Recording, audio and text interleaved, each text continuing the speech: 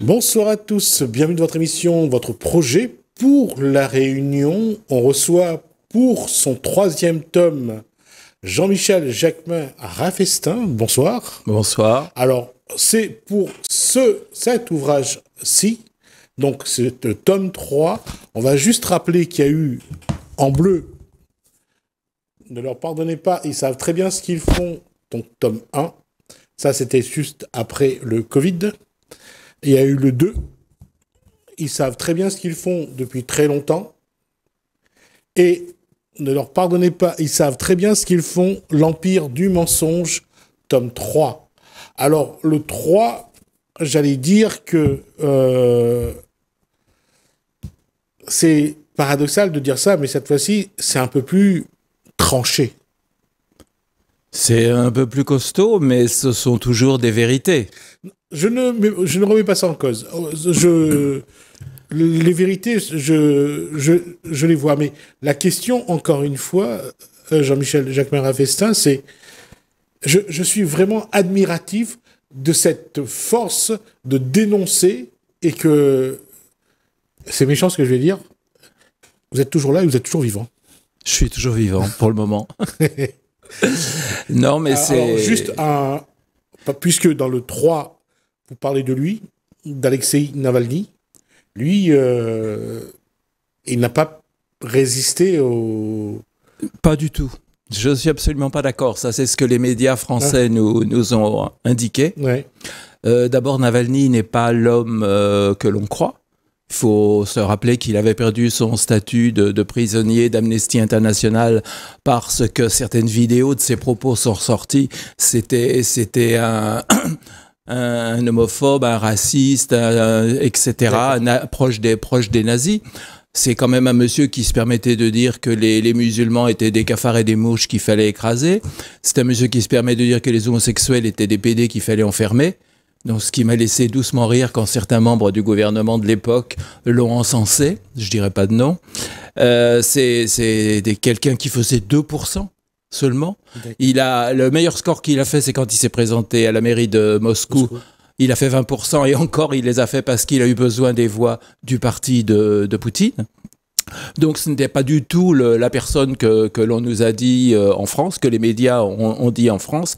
Et Poutine n'avait aucun intérêt à le faire tuer, d'abord parce qu'il était le prisonnier le plus protégé de Russie. Il changeait de prison tous les mois. Voilà. Donc, j'explique dans le livre de quoi il est mort d'ailleurs, puisque sa mère et son avocat ont précisé qu'il l'avait rencontré 15 jours avant et qu'il était en pleine santé. Et oui, il était en pleine santé, comme tous nos jeunes de 17, 18 ans, 19 ans, qui disent au revoir à leur mère quand ils vont jouer au football, qui sont en pleine santé et qui font un AVC sur le terrain de football. Et Poutine Navalny avait dû se faire soigner en Allemagne. Donc, pour aller en Allemagne à l'époque, il avait pris un avion. Et pour prendre un avion, il fallait avoir certaines injections. Voilà. Et comme beaucoup d'autres, il a fait sa balade. Peut-être qu'il a fait un footing dans le froid nordique. Et de toute façon, non seulement ça a été révélé par les médias ukrainiens, mais lors d'une réunion à l'Élysée au mois de mars suivant, là, cette année, ça a été révélé par un Ukrainien également. Et d'ailleurs, j'ai mis dans le livre, il y a le texte en ukrainien et la traduction française. Et il a eu un AVC, tout simplement, comme beaucoup de jeunes actuellement. Et pourquoi ça a fait du bruit? Parce que c'est survenu après la mort de Prigojine. Ça a fait du bruit surtout parce que 8 jours avant, Vladimir Poutine avait fait une interview avec Tucker Carlson qui avait fait près d'1 milliard de vues dans le monde, quoi. Donc, fallait quand même remettre les choses à leur place. Et c'est pour ça que c'est important. On le voit, si on passe de la Russie aux États-Unis, cette guerre entre Trump et Kamala Harris, Trump commencé à utilise des mots parfois un peu virulents ou violents. Oui, les derniers mots sont assez virulents. Les derniers mots sont assez virulents, mais bon, ça c'est de bonne guerre. Dans toutes les élections, ça se passe comme ça. Mais si tu veux, au sujet de ce conflit, des États-Unis à la Russie sur le dos de l'Ukraine et sur le dos de l'Europe, il faut quand même remettre les choses à leur place, parce que beaucoup de gens qui nous regardent ne sont pas informés. Il faut savoir que l'OTAN, c'est 850 bases militaires dans 80 pays. La Russie, c'est 15 bases militaires, une en Syrie et 14 dans les anciennes républiques soviétiques. Et la Chine, c'est 5 bases militaires, dont une à Djibouti. Voilà, donc il faut remettre ça en place quand même. C'est quand même l'OTAN qui agresse partout. Depuis le 11 septembre, il y a un rapport fait par des Américains, hein, c'est pas fait par des Russes, mais fait par des Américains qui explique que l'OTAN a tué 4 500 000 personnes dans le monde. C'est quand même l'OTAN qui a détruit l'Irak, qui a détruit la Libye. C'est pas Poutine qui a mis des bombes nucléaires au Japon. Nos médias français sont tous achetés par l'OTAN. Contrairement d'ailleurs aux médias américains, aux médias anglais, aux médias allemands, où on apprend beaucoup de choses sur ce conflit. Par exemple, au journal télévisé en Allemagne, tu as un reportage sur les saisies d'Ukrainiens, parce que l'armée est complètement décimée. Donc maintenant, ils font des rafles. Il n'y a pas d'autre mot dans les rues. Ils sont capables d'arrêter une voiture, de sortir le conducteur, laisser sa femme et les enfants dans la voiture, le mettre dans un camion et 3-4 jours après, ils se retrouvent sur le champ de bataille. C'est ce qui se passe aujourd'hui en Ukraine parce que il y a plus d'armée. Et ce qu'il faut savoir, ce que je démontre dans le livre, c'est que cette guerre, elle est prévue depuis plus de 30 ans. J'ai mis les liens en bas de page pour que les gens puissent télécharger justement les rapports. Les rapports sont sur Internet. Tu as le rapport Rand, entre autres, le rapport Barry Posen, qui expliquait en détail, il y a 30 ans, le scénario de comment ça allait se passer, comment ils allaient provoquer Poutine pour qu'il rentre en Ukraine. Parce que à l'époque, depuis 2014, le gouvernement ukrainien, qui est un gouvernement nazi, tuait dans le Donbass les russophones, nos médias n'étaient pas inquiétés, à part une seule journaliste en France, Anne-Laure Bonnel, qui en parlait, qui faisait des reportages, et qui d'ailleurs, comme elle m'a dit, elle a eu trop de problèmes personnels et professionnels, elle a arrêté, personne n'en parlait. Hein. Et pourquoi Poutine est rentré en Ukraine? Parce qu'il a appliqué l'article 22-20 des accords de Minsk, la protection des russophones de l'Est de l'Ukraine. Et pour l'OTAN, justement, quand on regarde la configuration de cette guerre entre la Russie et l'Ukraine, il y a une chose que ça fait marcher, c'est l'armement. J'ai l'impression que les usines sont reparties. En tout cas, on fabrique les armes et on livre pour que... Alors, tous ceux qui nous écoutent doivent savoir que leurs impôts, qui servent à payer des armes à l'ami de notre président, 60% repartent aux États-Unis dans les usines d'armement. Voilà. Et d'ailleurs, je mets dans le livre, en juin 63, le président Kennedy avait demandé un rapport pour savoir ce qui se passerait si on arrêtait toutes les guerres dans le monde. Et le FBI lui a rendu un rapport en lui disant que c'était absolument impossible, que les États-Unis avaient besoin socialement, culturellement, militairement, économiquement, de guerre partout dans le monde. Il faut savoir que ce pays qui existe depuis 248 ans a été 224 ans en guerre. Il y a plus de 200 conflits dans le monde qui sont dus aux États-Unis. D'ailleurs, dès le premier chapitre, j'ai fait un récapitulatif.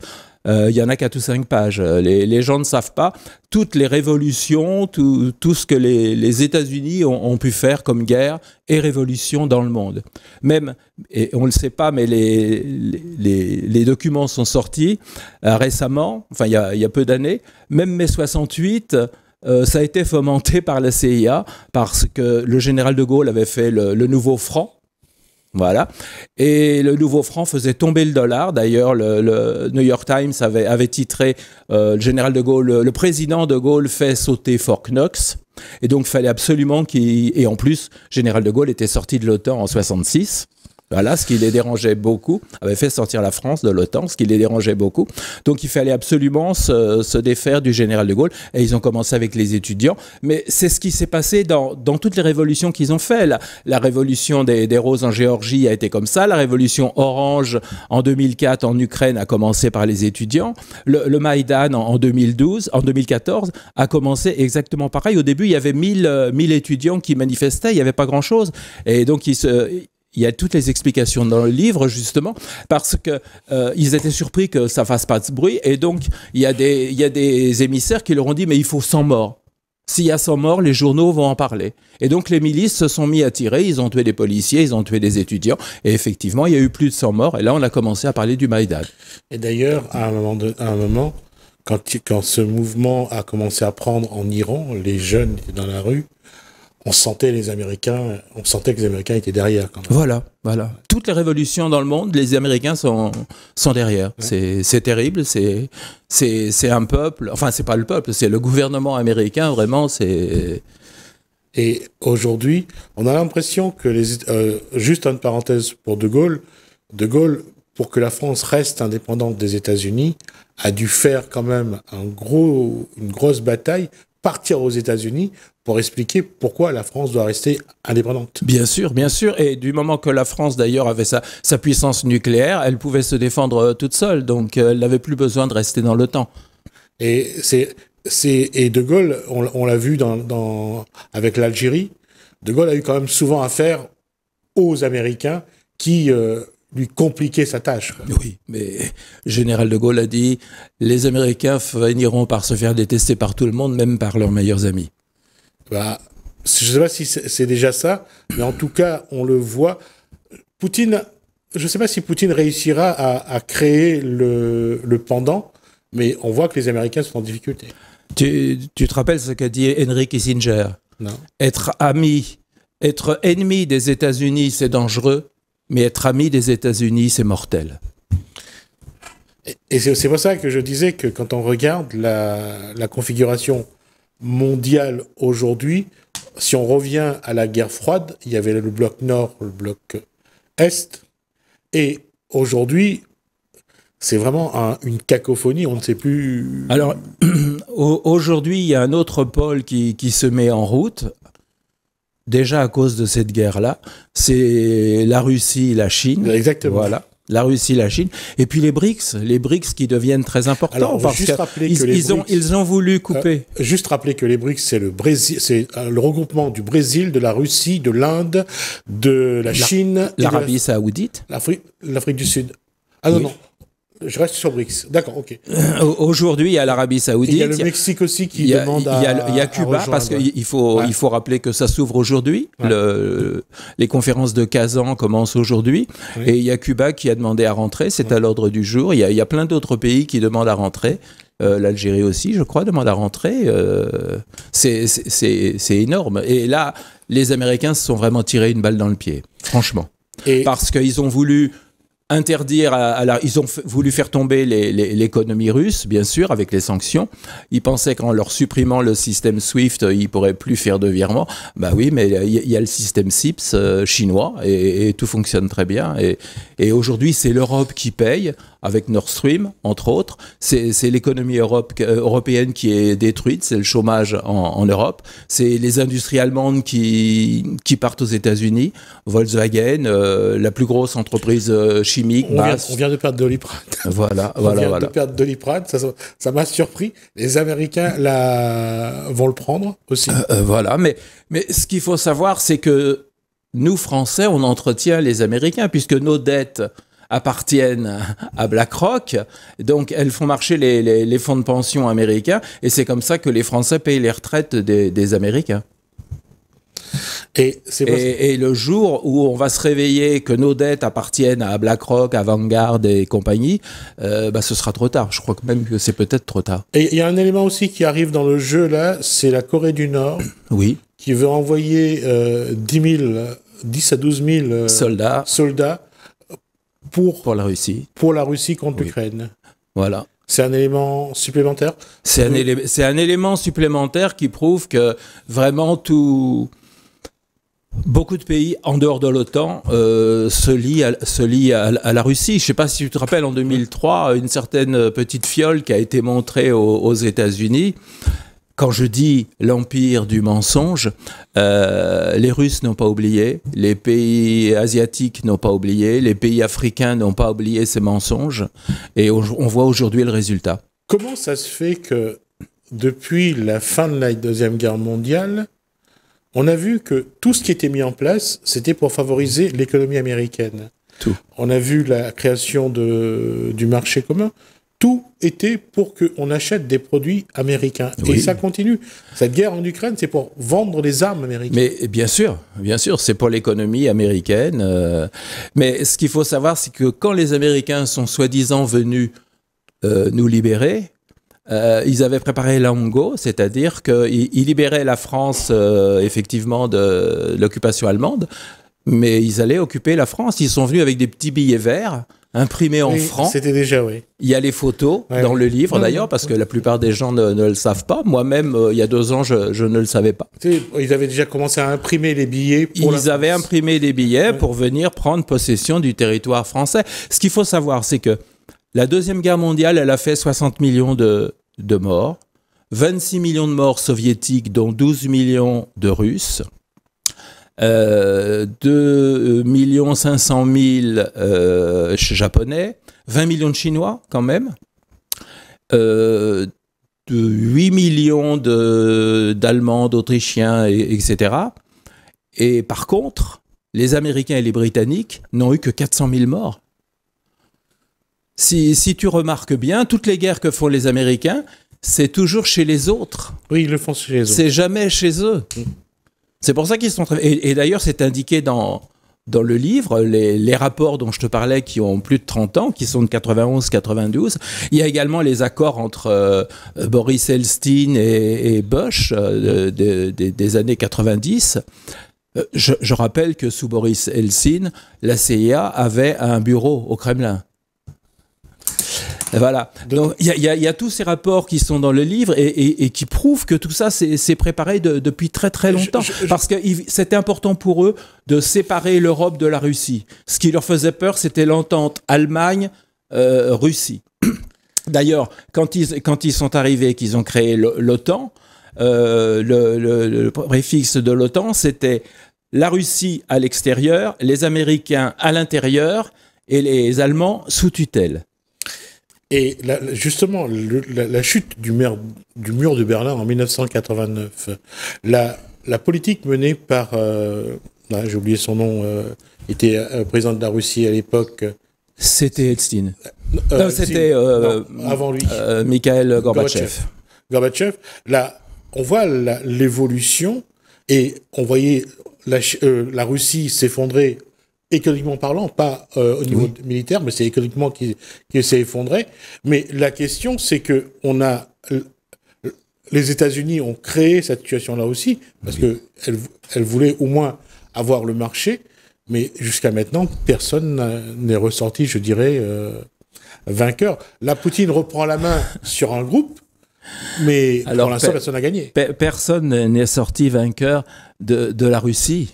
Jamais. J'ai vu passer une interview d'un de notre ancien Premier ministre, Manuel Valls, il y a 2-3 jours sur LCI. Bah, écoute, je pense que comme Macron, il devrait revoir l'histoire. Macron, c'est pas une prof de théâtre qu'il aurait dû épouser, c'était une prof d'histoire, parce que ce soit Napoléon ou Hitler, personne n'a gagné contre la Russie. Là où il est pas bon, Valls, c'est qu'en géopolitique, il est à côté de la plaque. Ah bah, il sait plus quoi faire. Plus personne veut de lui. Même Barcelone n'a pas voulu de lui comme simple maire. Donc, il est revenu, il a essayé de faire du pied à Macron, mais ça n'a pas marché. Il a pas réussi à être député. Justement, je trouve qu'il devrait assumer ses propos, puisque personne veut de lui en politique, qu'il enfile un treillis et puis qu'il aille en Ukraine, qu'il aille défendre l'Ukraine. Oui, ça serait surprenant. Ben, au moins, il assumerait ses paroles par des actes. Parce que tous ces politiques qui nous disent qu'il faut absolument défendre l'Ukraine, c'est-à-dire que, comme a dit Nicolas Sarkozy, et pour une fois je suis d'accord avec lui, il a dit boulevard Saint-Germain, ils ont tous envie d'aller à la guerre. Mais c'est pas les enfants de François Hollande qui vont aller à la guerre, c'est pas les enfants de Glucksmann qui vont aller à la guerre. Hein. Non, c'est nous, les gueux. Oui. C'est les enfants des gueux qui vont aller à la guerre. Et les Français n'ont pas du tout envie, pas plus que les autres peuples américains, ont envie d'aller se faire tuer en Ukraine, parce que nos médias nous mentent, une fois de plus, mais Poutine, qu'est-ce qu'il fait contre la France? Il veut envahir la France, non? Il veut envahir l'Allemagne, non? Poutine, ils ont 140 millions d'habitants. Lui, ce qu'il veut, c'est commercer avec le monde, commercer avec l'Europe. Alors, les Américains ont fait sauter le Nord Stream. C'est pas la première fois d'ailleurs que les Américains font sauter un gazoduc. Je rappelle que sous Reagan, il y avait déjà un gazoduc qui avait explosé grâce aux informations données par François Mitterrand à l'époque. Mais ça a mis complètement à plat l'économie allemande et l'économie européenne, bien sûr. Et alors, ce qui est terrible, tu nous parlais de Navalny tout à l'heure. Dès le lendemain, les journaux nous disaient que c'était Poutine qui l'avait fait tuer, entre autres Libération. Mais 16 mois après, à la même époque, 16 mois après Nord Stream, Libération ne savait toujours pas qui avait fait sauter les gazoducs. Alors que Biden l'a dit en janvier 2022, à côté du chancelier Scholz, il a dit si les Russes rentrent en Ukraine, il n'y aura plus de Nord Stream. Voilà. Victoria Nuland, celle qui était à la base de toutes ces guerres, qui a quand même servi les États-Unis sous 5 présidents, sauf sous Trump, qui était sous-secrétaire d'État pour l'Est, donc pour la Russie et l'Ukraine, l'avait également déclaré. Et si on remonte plus loin, Condoleezza Rice avait également annoncé, quand elle était secrétaire d'État, avait également annoncé qu'il faudrait que le seul but le seul côté économique de la Russie, c'était ses ventes de pétrole et de gaz et qu'il faudrait supprimer et qu'elle était contre le Nord Stream. Ma dernière question, on a déjà passé le temps qui nous est imparti. Moi, ce qui m'inquiète, c'est l'avenir de l'océan Indien, zone de paix. Bien sûr. Avec ce qui se passe, oui. Ça va être très compliqué de savoir. On a créé un désordre et ce désordre se répercute. Il se répercute. Sur la question, et je sais pas pour que tu y réponds. Alors, est-ce qu'il faut que la France restitue les îles éparses? On est en porte-à-faux avec l'ONU pour ça. Oui, exact. Parce que, si tu veux, les journaux ont beaucoup critiqué le référendum que Poutine a fait en Crimée. Hein, les habitants de Crimée ont voté à 96% pour leur attachement. Mais quels sont les médias qui ont parlé du référendum de Nicolas Sarkozy? Parce que Nicolas Sarkozy, en 2009, il a fait un référendum pour Mayotte, pour savoir si... Voilà, ça est exactement pareil, le résultat était de 95%, c'est sensiblement le même. Mais le président des Comores n'était absolument pas d'accord, et d'ailleurs l'ONU n'a pas donné son accord. On est en porte-à-faux, exactement, pareil. Et à chaque fois... Le problème, c'est plus d'être en porte-à-faux, parce que depuis 1974, quand Valéry Giscard d'Estaing a décidé que Mayotte a voté pour rester dans la position de l'ONU n'a pas vraiment été important à ce moment-là. Maintenant, la position de l'ONU commence à se faire, à être pesant. Mais c'était militaire, c'était pour avoir une base militaire, bien sûr. Et surtout le contrôle à l'entrée ou la sortie du canal de Mozambique. Voilà, exactement. En tout cas, ça a été vraiment un plaisir. Moi aussi. Jean-Michel Jacquemin Ravestin, c'est vraiment un plaisir d'échanger. On va voir si ça nous crée ou pas des problèmes. Si tu restes sur YouTube ou si tu sucres 8 jours encore. Non, si là il me sucre, c'est définitif. Il n'y aura plus de suite. Donc, on verra. En tout cas, merci. Merci à toi. À bientôt. À bientôt. Merci à vous de nous avoir suivis. Merci à Merci François. Je vous dis à bientôt.